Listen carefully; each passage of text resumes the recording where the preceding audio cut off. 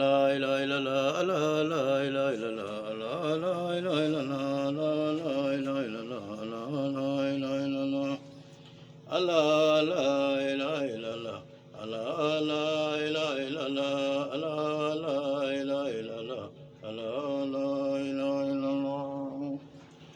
اللهم صل على سيدنا محمد الفاتح لما أغلق والكاتم لما سبق ناصر الحق بالحق والآدي إلى صراطك المستقيم وعلى آله حق قدره ومقداره العظيم. Alhamdulillah Rabbil Alamin, béni soit l'Éternel, le Dieu de nos pères Abraham, Isaac et Jacob.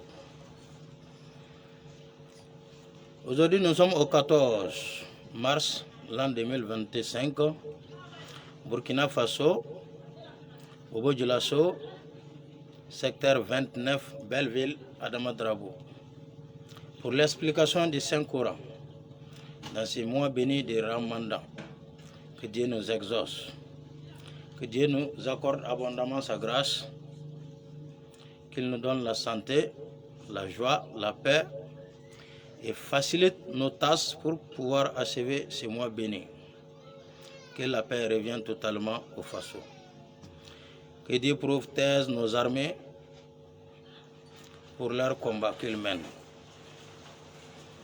Donc nous allons voir ensemble dans sourate numéro 2 qui est la vache. Et ça fait verset 59. Qu'est-ce qu'on dit ici? A'udhu amantangayina billahi ni Allah ta'ala mina shaitani masangangisi kambo setani jajuguma rajimi farala kurbon fena sainu asalama bandame ine bismillah وذكر حقيقة جيك إستمنا من استسقى موسى أكون نبي موسى من دليك لقومه أكمغوي فقلنا أيان كنتو إدربوا أن موسى ما بغليك الأجر فرهم بغو بياسواكا نبول لبري فانفجرت أكو زابو كوزون فرهم دايللا إسناتا سرا أينان Kunyatan fula minhu kabo farai nadara kadi danganya aliman kulun unasin aku matong geleng-geleng belaloni ana masrabahum nuka minindawi kulu utmana edu mininga wasrabu akaumi min rizqillahi kabane alaka gersiga ula wala ta'shau au karata danteme mufsidina cheni konna filardi du kulu kononana. Qu'est-ce qu'on nous dit ici? Lorsque les enfants d'Israël avaient quitté l'Égypte pour la terre promise, après la traversée de la mer Rouge, donc les enfants d'Israël avaient soif et il n'y avait pas d'eau dans le désert. Il dit à Moïse qu'ils veulent de l'eau à boire. Donc, qu'est-ce que Moïse dit à Moïse? Moïse demanda à boire pour son peuple. Nous lui avons dit, frappez le rocher avec ton bâton. D'où source en jaillir. Chacun sut d'où il devait boire. Mangez et buvez des biens que Dieu vous a accordés. N'usez pas de violence sur la terre et la corruption, en la corrupant. Donc, n'usez pas de violence sur la terre en la corrompant. Donc, qu'est-ce que Dieu dit ici? Moïse a demandé à boire. Pourtant, c'est dans un lieu où il n'y avait même pas de l'eau. Moïse ne savait pas où il allait trouver de l'eau pour le peuple. Dieu s'adressa à Moïse alors, et ton bâton qui est dans ta main, tu vas prendre ça, invoquer d'abord le nom de Dieu là-dessus, frapper le rocher. Quand il frappera le rocher, donc, quand il a frappé le rocher, l'eau a jailli, d'où source ces 12 sources, comme c'était 12 tribus, donc chaque tribu est partie abrévée et dans... Qu'est-ce qu'il dit ici? Frapper le rosé avec bâton, 12 sources en Zaïre, chacun chut d'où il devait boire. Donc, parmi les 12 tribus là, chacun a su là où il devait boire avec son peuple. Donc, en ce moment, il frappait les rosés là, ça s'est passé 2 fois. Ça, la première fois, Moïse a invoqué Dieu comme ça, et 12 sources se sont Zaïre. Après la seconde fois, Moïse n'avait pas invoqué le nom de Dieu. Il a soulevé le bâton comme ça, où je vais trouver de l'eau pour vous. Et le bâton a touché le rocher. Le rocher a jailli, ça faisait une seule source d'eau. Donc Dieu s'est énervé. Pourquoi Moïse a tapé le rocher sans l'invocation de son nom. Il veut montrer au peuple qu'il a fait ça avec sa propre gloire. Donc, ce qui sera sa punition, la terre promise, il ne va pas rentrer là-bas. Voilà la cause que Moïse n'a pas pu rentrer dans la terre promise encore. Donc Dieu l'a tué à la frontière. Mais si Dieu veut quelque chose, il va se dire toujours, preuve, c'est toi. Donc voilà pourquoi il a fait que Moïse n'a pas pu invoquer son nom, il a oublié, il a tapé le rosé. Il a pris ça maintenant comme prétexte, comme tu n'as pas invoqué mon nom. Tu veux dire aux enfants d'Israël que tu fais ça avec ton propre gloire. Donc avec ta propre gloire, donc tu ne vas pas rentrer dans la terre promise. Donc ça c'est une leçon pour nous. Tout un chacun, avant de faire quelque chose, il faut invoquer d'abord le nom de Dieu. Car l'homme n'a pas de pouvoir. Tout ce que tu peux faire, c'est par l'aide de Dieu. Donc il ne faut jamais oublier Dieu. Tout ce que tu vas faire, il faut invoquer d'abord le nom de Dieu. Voilà pourquoi nous disons Bismillahirrahmanirrahim. Bismillahirrahmanirrahim. Par le nom de Dieu. Le tout miséricordieux. Le miséricordieux et le tout miséricordieux. Donc Bismillah est là. Je veux dire que tu as déjà invoqué le nom de Dieu d'abord. Donc, voilà, Moïse a demandé de l'eau pour le peuple au désert. وَذْكُرْ حَقِيقَ قَوْلِكَ إِذْ مَنَعْنَا قُلْتُمْ أَوْ نَنَعْكَنْتُ يَا مُوسَى وَكُنَّا بِمُوسَى مَنْ لَنْ نَصْبِرَ أَمْ كُنْتَ نَاسِكَ صَبْرِ أَلَّا طَعَامٍ ضِمْنَ لِكَ وَاحِدٍ أَكِلٍ لُنْغُلُ فَادْعُ رَبَّكَ إِذْ أَلَوْ تَلَوِلِ لَنَا أَوْ نُخْرِجُ مَسَيْكَ بَوْلِكَ لَنَا أَوْ مِمَّا فِينَا تنبت الأرض دقلب فمنو فلندر من بقلها كبو كسما فونا وفومها كبو كمكمونا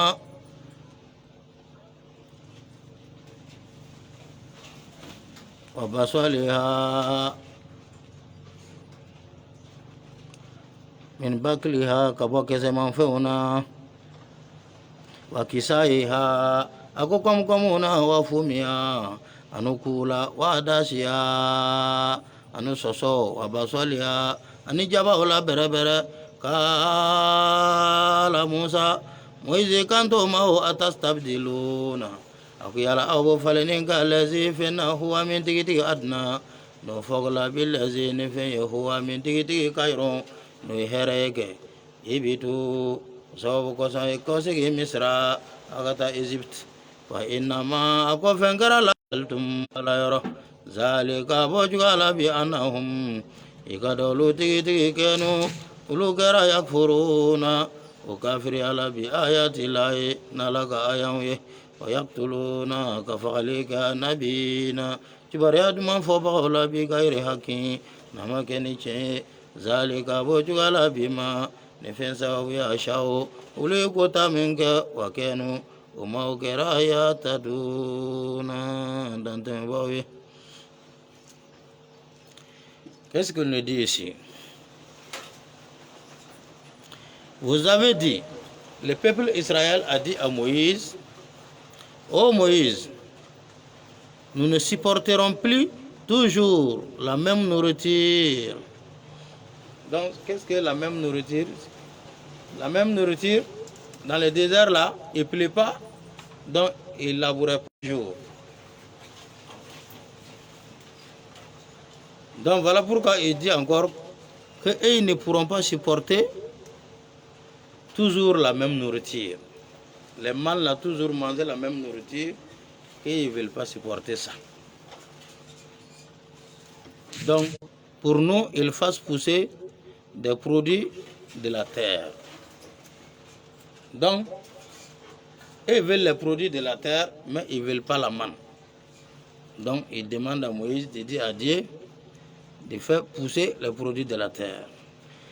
Quels sont ces produits de la terre là? Ils ont cité ça, des légumes, des concombres, des ail, des lentilles et des oignons. Donc pour bien préparer avec ça. Donc des concombres à manger, ail et oignons, des lentilles, etc., etc. Tout ce que la terre va pousser, c'est ce qu'on veut, mais on ne veut plus la manne qui descend d'elle-même du ciel. Donc, ils se sont rendus orgueilleux. C'est l'orgueil qui amène ça. Parce qu'ils savent bien que ce qu'ils demandent là, ils ne peuvent pas avoir ça, mais ils font exprès pour demander ça. Il répondit, Moïse les a répondu, voulez-vous échanger ce qui est bon contre ce qui est vil? Donc vous voulez changer le bon avec le mal, le mauvais. Ce que Dieu fait descendre, la manne là était plus bon que ce qu'ils ont demandé là. Parce que la manne, en mangeant ça, ils ont fait 40 ans dans le désert. Pourtant, si c'était les produits qu'ils demandaient là, peut-être qu'en mangeant ça, ça allait les rendre malades. Dit aux températures du désert. Donc Dieu a fait descendre la manne là. Ça fait du bien pour eux. Ça va assurer leur santé. Donc, voilà pourquoi Moïse dit que vous échangez ce qui est mal, ce qui est bon contre ce qui est vil là.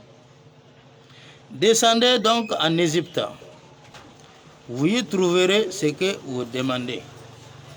Donc ce que vous vous demandez là, moi je n'ai pas ça ici. Donc descendez en Égypte, vous trouverez ça là-bas.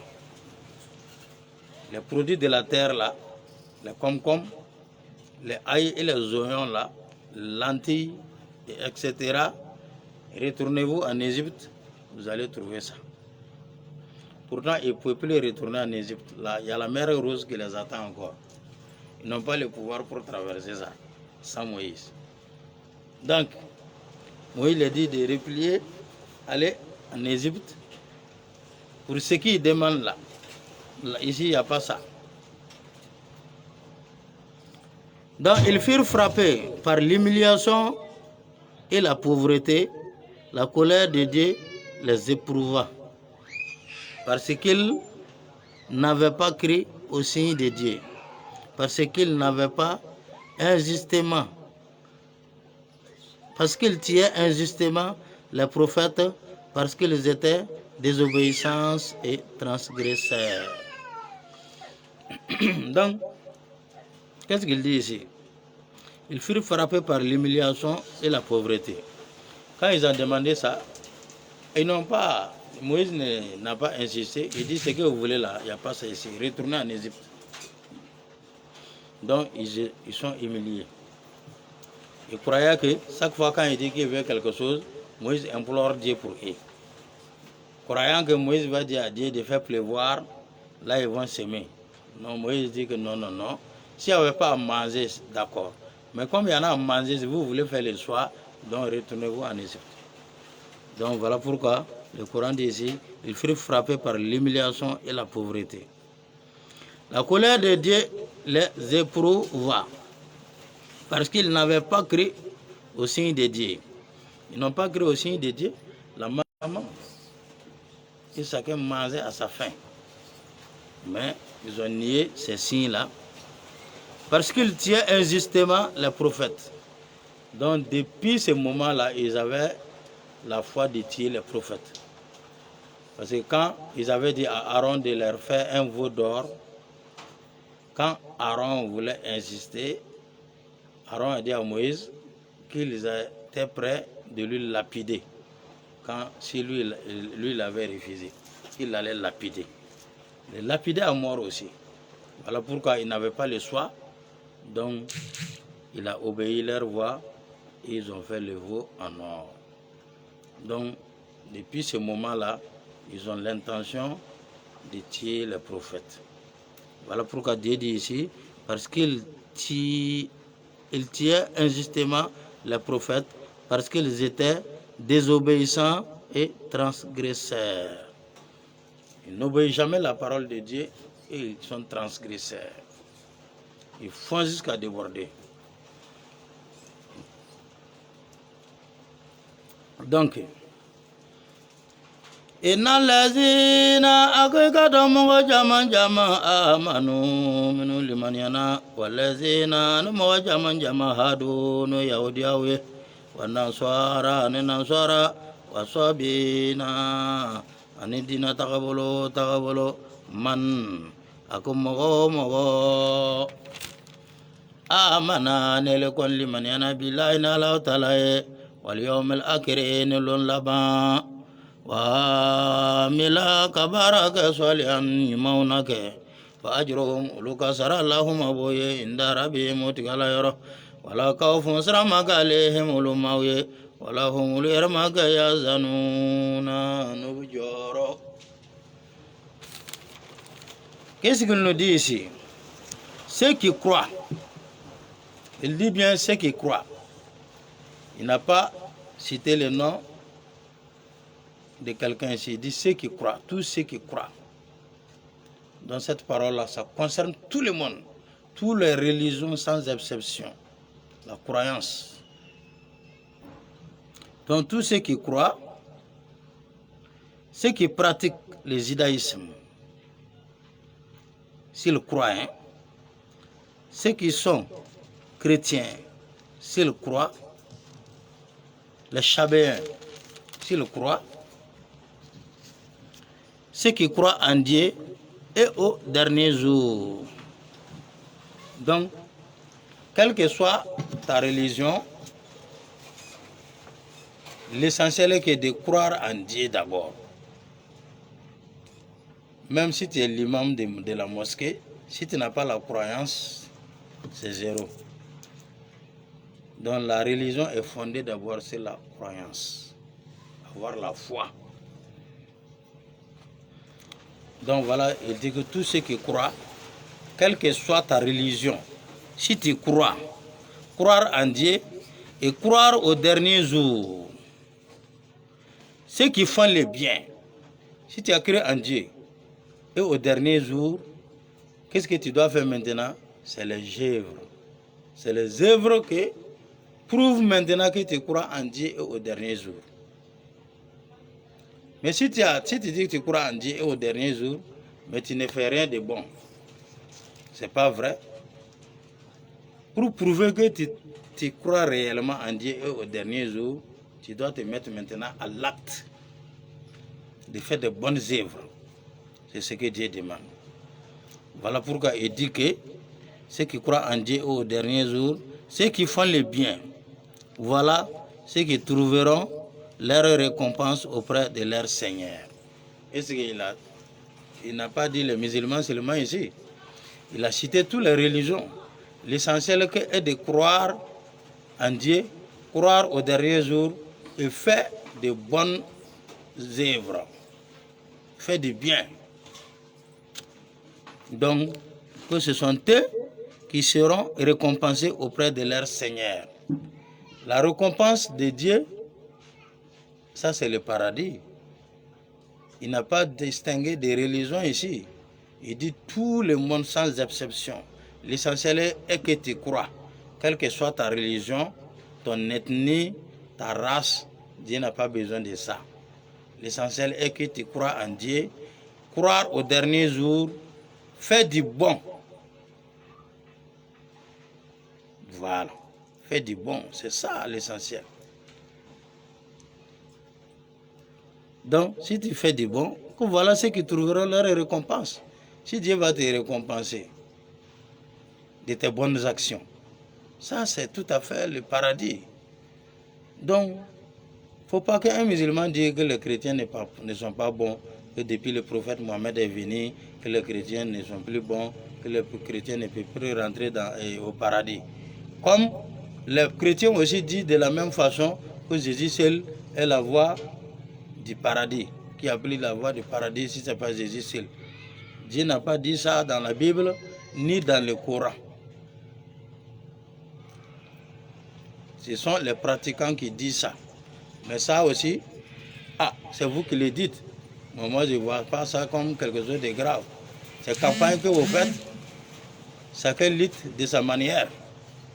Les chrétiens luttent de leur manière, les musulmans luttent de leur manière.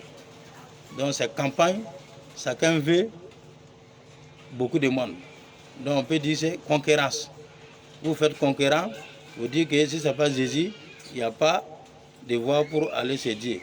Vous dites si ce n'est pas le Coran Mohammed, il n'y a pas de voie pour aller chez Dieu. Ça, il n'y a pas de palabre, c'est concurrent. Voilà. Mais ce que Dieu a dit, prescrit tout le monde sans exception, sans ethnie, sans race, sans religion. L'essentiel est que tu crois en Dieu au dernier jour et fais du bien. Tu auras leur récompense auprès de leur Seigneur. Et ces récompenses-là, ça ne les amène jamais à l'enfer, hein, c'est au paradis, quelle que soit ta religion. Donc, c'est ce que Dieu a mentionné dans les 5 Corans ici. Ils n'éprouveront plus alors aucune crainte et ils ne seront pas affligés. Vous entendez bien? Quelle que soit ta religion, ton ethnie, ton race, Dieu n'a pas besoin de ça. L'essentiel est que tu crois en Dieu au dernier jour et fais du bien. Tu as ta récompense auprès de ton Seigneur et ils n'auront aucune crainte. Il n'y a pas de crainte pour eux. Et ils ne seront jamais affligés. Donc ça, c'est directement au paradis. Donc il n'y a pas à dire qu'une telle religion n'est pas de Dieu ou bien une telle religion n'est pas bon. Non, non, non. Ça, ce n'est pas la parole d'un bon musulman. Un musulman, un vrai musulman, doit parler comme le Coran a prescrit. Et c'est voilà ce que aussi le Coran a prescrit. Dieu n'a pas de distinction. L'essentiel est que d'avoir la croyance et faire le bon. Dieu veut du bien seulement. On avise, on avance. وإذا قد منمنا أقصنا يمنن كميشاككم أو كاليرولا ورفعنا أن قرط عليك فوقكم أو كنا أتورا ترسنا كرولا خذوا ما أيفمن آتيناكم من دراهما بقوات جسريه وذكروا ما أيفن كفوا فيه مما كتابكم لعلكم جزام أو كوني تتقون أنا على أسرع يسرا. Qu'est-ce qu'il dit ici? Nous avons contracté une alliance avec vous. Nous avons élevé les monts au-dessus de vous. Prenez avec fermeté la loi que nous vous avons donnée. Rappelez-vous son contenu. Peut-être craindrez-vous Dieu. Donc, qu'est-ce que Dieu a dit ici? Les enfants d'Israël, quand ils ont quitté Misra, Égypte, pour la terre promise, au désert, Dieu avait fait une colonne de nuée au-dessus d'eux,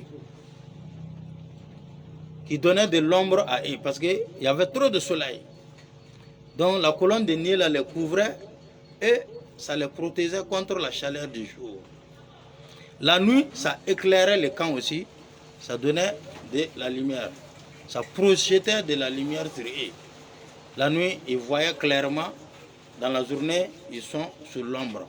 La chaleur du jour ne les fatigue pas. Dieu a fait ça pour eux durant 40 ans. Donc, les fils d'Israël, Dieu les a aimés. Donc, voilà pourquoi il dit que il a élevé les monts au-dessus de vous. Prenez avec fermeté la loi que nous vous avons donnée. Donc, prenez avec fermeté la loi que nous vous avons donnée. Ça, c'est la Torah. Donc, il ne faut pas négliger les lois de Dieu. Que tu sois chrétien, que tu sois catholique, que tu sois protestant, que tu sois musulman, il faut bien observer les commandements de Dieu et les mettre en pratique. Et c'est ça, préparer l'avenir des enfants. Parce que Dieu même l'a dit, que j'ai fait miséricorde jusqu'à 1000 générations à ceux qui m'aiment et qui gardent mes commandements. Donc, préparer l'avenir des enfants, c'est d'observer les commandements de Dieu et les mettre en pratique. Donc voilà, il nous dit ici, de prenez avec fermeté la loi que nous vous avons donnée. Rappelez-vous son contenu. Donc le contenu de ces livres-là, il faut bien les observer. Lire, consultez les livres de l'Éternel et lisez-les. Aucun d'eux ne fera défaut, ni l'un ni l'autre, car sa bouche l'a ordonné et c'est son esprit qui les rassemblera. Isaïe nous a dit ça, dans Isaïe 34, verset 16. Ça, c'est mentionné là-bas. Donc, quand vous regardez le contenu de ces livres-là, peut-être craindrez-vous Dieu. C'est par là qu'on aura la crainte de Dieu. Sinon, on ne peut pas se dire comme ça, moi je crains Dieu, moi j'ai la foi, moi je suis un bon croyant. Sans ces œuvres-là, il n'y a pas moyen. Il faut d'abord pratiquer ces lois, pratiquer les lois de Dieu, faire des bonnes œuvres. Voilà, comme le prophète nous a dit, si tu as la foi, montre-moi tes œuvres. Donc, on ne peut pas avoir la foi sans les œuvres. Donc, quand on a la foi, il faut d'abord les œuvres.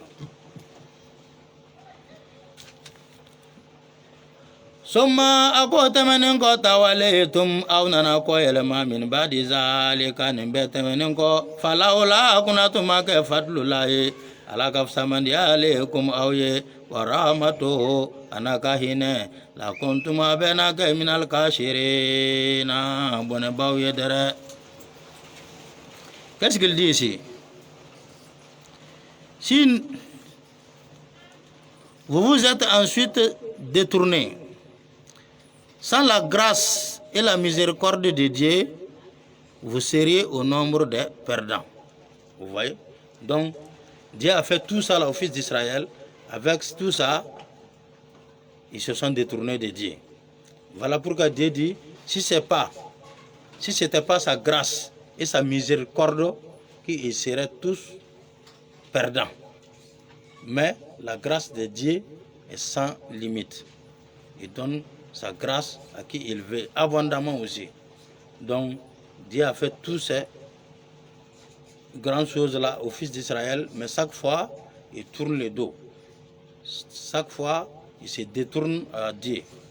Voilà pourquoi Dieu dit que si ce n'est pas une grâce, si ce n'était pas sa grâce et une miséricorde de sa part, ils seraient tous perdants.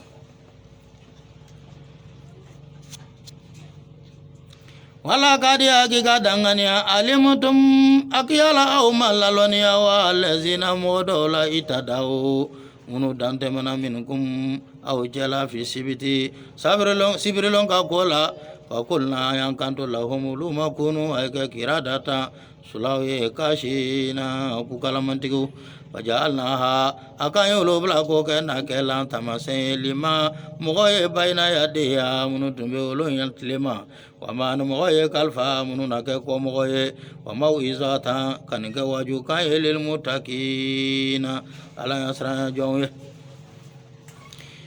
Sadakallahu alazim. Qu'est-ce qu'il nous dit ici? Vous connaissez ceux de vôtres qui ont transgressé le sabbat. Nous leur avons dit, soyez des saints C'est des saints objets. Nous en avons fait un exemple pour leurs contemporains et pour leurs descendants. Et un avertissement pour ceux qui craignent Dieu. Donc, Dieu a bien prescrit dans la Torah, souviens-toi du jour du repos pour les sanctifier. Tu travailleras 6 jours et tu feras tout ton ouvrage. Mais le 7e jour est le jour de repos de l'Éternel ton Dieu. Tu ne feras aucun ouvrage, ni toi, ni ton fils, ni ta fille, ni ton serviteur, ni ton bétail, ni l'étranger qui est dans tes portes. Car en 6 jours, l'Éternel a fait les cieux, la terre, la mer et tout ce qui y est contenu. Et il s'est reposé le 7e jour.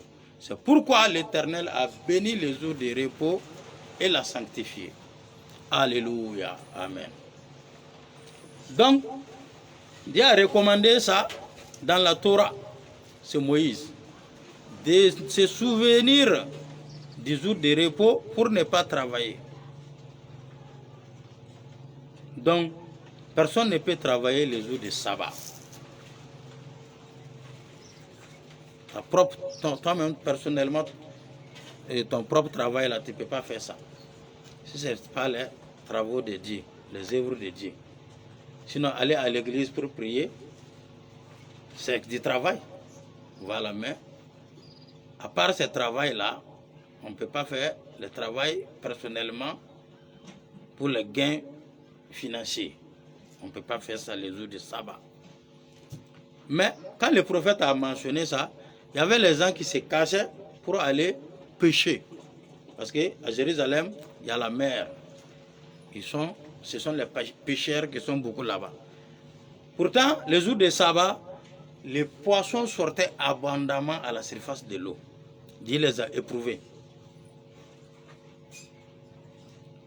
Chaque sabbat, les poissons aussi sortent abondamment pour célébrer son sabbat aussi. Il faut savoir de là que les animaux aussi adorent Dieu. Les jours de sabbat, les poissons sortent abondamment. Mais il y a des gens qui se cassaient pour aller pêcher. Parce que les jours de sabbat, ils en trouvaient beaucoup que les autres jours. Voilà pourquoi le Coran a témoigné ici que Dieu les a exterminés. Dieu les a transformés en singes. Ils sont rentrés dans la brousse. La Bible n'a pas mentionné ça, mais c'est le Coran qui a témoigné ça. Les livres là, c'est des continuités. Voilà, dans la Bible, tu ne vas pas trouver la partie dire qu'ils sont partis travailler les jours de sabbat, ils sont transformés en singes. Non, non, non.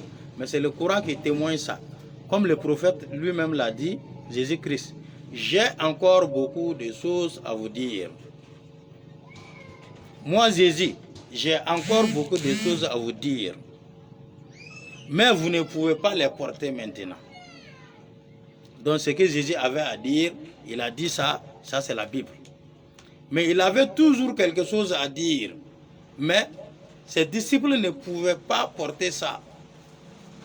Voilà, il dit que quand le consolateur sera venu, l'esprit de vérité, c'est lui qui vous conduira dans toute la vérité. Car il ne parlera pas de lui-même.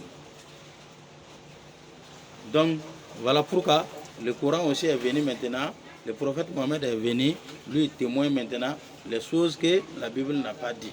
Voilà pourquoi il dit que les jours de sabbat, il y avait des gens qui partaient pour pêcher. Dieu les a transformés en singes. Ils sont rentrés dans la brousse. C'est le Coran qui vient maintenant pour témoigner ça. Donc, on va arrêter ici aujourd'hui pour la prière du vendredi. Donc, que Dieu nous exauce, que Dieu nous accorde abondamment sa grâce, que la paix revienne au Burkina Faso. La ilaha illallah, la ilaha illallah, la ilaha illallah.